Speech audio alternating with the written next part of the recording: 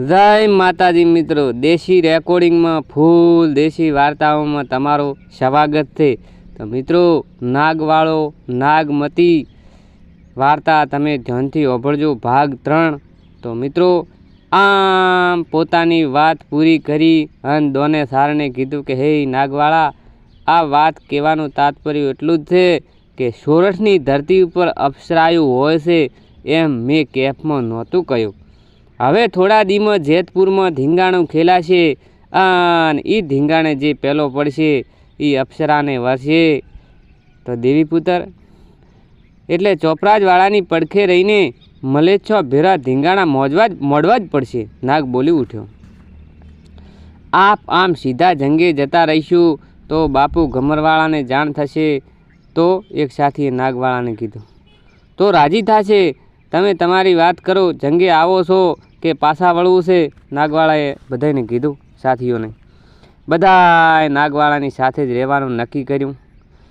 ઘડીક આરામ કરી લીધો અને પછી નાગવાળા અને તેના સાથીઓ દાના ચારણ સાથે જેતપુર જવા નીકળ્યા। રસ્તો જલ્દી કપાય એટલે નાગવાળાએ દાના ચારણને કીધું કે હે ચારણ, કાઠીઓનો ઇતિહાસ સંભળાવો તો રસ્તો જલ્દી ખૂટે અને આપણે ટાઈમ પાસ થાય। દાના ચારણે શરૂ કર્યું કે જાડેજા રાજપૂત વણસીજીની કેડી પરગણામાંથી હાર મળી એટલે 8 શાખાના મૂળ દરબાર સરદાર અમારા પટગીરની દીકરી અમરબાઈ વેરે વર્યા। એ પછી ઢાકામાં વસવાટ શરૂ કર્યો અને ઢાકામાંથી ક્ષત્રિય વંશ આગળ વધતો ગયો અને અન્ય પ્રદેશોમાં વિજય કૂચ થતી રહી। તેમાં એક એભલ નામના જુવાનની બહાદુરીથી વણસીજી પ્રસન્ન થયા। વણસીજી ખૂબ ખુશ થયા એટલે એભલને કહ્યું, જે જોઈએ તે માગો।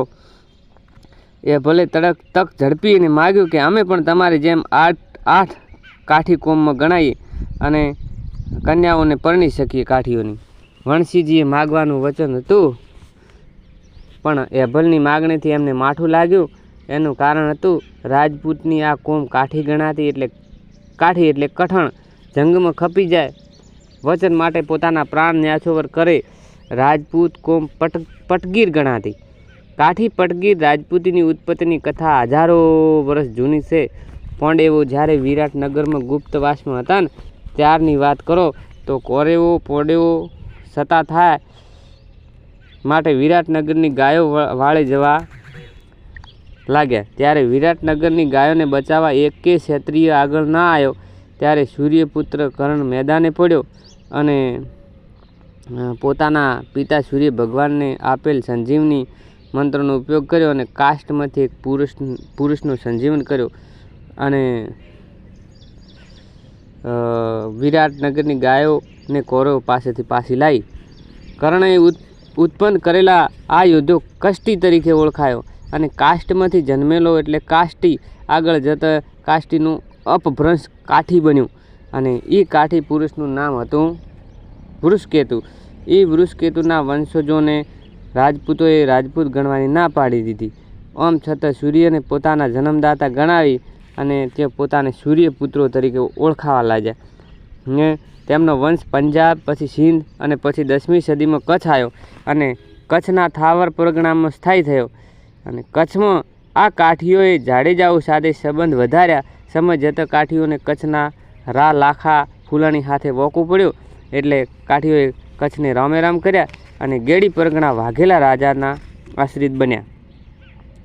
આ વાત 13મી સદી સુધીની છે અને પછી કચ્છના જામા ઉજળાજીએ ગેડી પરગણા ઉપર આક્રમણ કર્યું અને લડાઈમાં વાઘેલા રાજાઓએ પ્રાણ ગુમાવ્યા। આથી અમારા પટગીરની આગેવાની હેઠળ કાઠીઓ સોરઠની ધરતી પર આવ્યા અને કચ્છનો જામ તેમની પાછળ બરોબર પડ્યો હતો।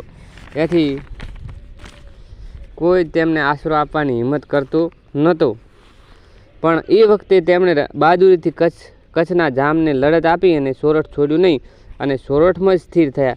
તે વણસીજીને 3 પુત્રો હતા, એક વાળાજી, બીજા ખાચરજી અને ત્રીજા ખુમાણજી।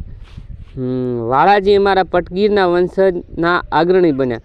ઢાકાના બીજા ભાઈઓ તેને ન્યાત બાર મૂક્યા અને ગરાહમાંથી પણ વાળાજીનો ભાગ કાઢી નાખ્યો। આથી વાળાજી એકલા પડ્યા, પણ એ હિંમતવાન હતા।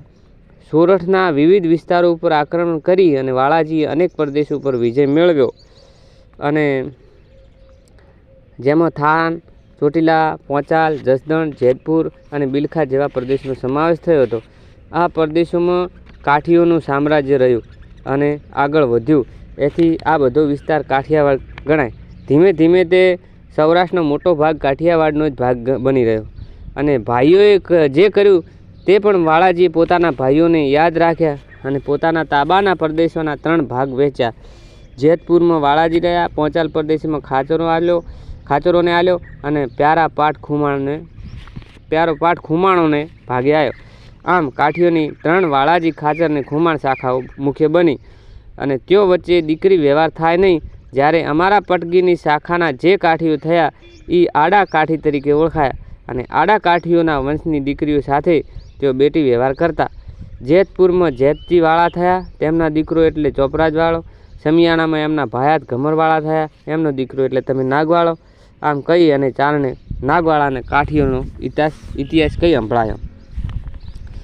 તો દાનાભા, હું ને ચોપરાજ ઓમ ભાઈ તો થયા ને? નાગવાળા બોલી ઉઠે. દાના ચારણે કહ્યું કે હા નાગ, તમે બેવ તો એક જ લોહી છો. જેતપુરના દરબાર ઉપર મલેચ્છની ધમકી આવી પડી છે. તેમણે જૂનાગઢના રામ માંડલિકને કેદ કર્યો છે અને મલેચ્છાઓ જેતપુરને કહેવડાવ્યું છે કે તમારી ખાંડણી અમારી ખાંડણી ભરો ન કે તમારા જેવા હવાલ થશે. ખાંડણી ભરો કો તો લડવા આવો. આમ મલેચ્છાની ધમકીથી કોઈ ખાંડણી ભરાતી છે? નાગવાળો વિફર્યો. ભલે લડી લેવું પડે. આપા નાગ, ચોપરાજવાળાએ પણ ખાંડણી ભરવાની શાપ મના કરી દીધી છે અને કાઠિયાવાડના બધાય કાઠીઓને લડી લેવા સાથ આપવા હાકલ કરી, પણ કોઈ ના આવ્યું. ધિકાર આવા કાઠીઓને! હું નાગવાળો, હું ચોપરાજની પડખે રહી અને પછી હસીને બોલ્યો, અને ભા, ઝાપડાને બદલે પહેલો હું મરીશ. પહેલો અપ્સરા ભેળા હું લગ્ન કરીશ. દાના ચારણ નાગને રંગ આપ્યો. રંગ છે નાગવાળા તને અને તારી જણનારીને કે જનની જણે તો ભક્ત જણ, કાં દાતા કાં શૂર, નહીતર રેજે વાંજણી તારું મત ગુમાવીશ નૂર. તો મિત્રો, આ હતી નાગવાળો નાગમતી વાર્તા ભાગ 3. તો આવતા એપિસોડમાં સાંભળશો વાર્તા ભાગ 4. ત્યાં સુધી જય સિયારામ, જય માતાજી.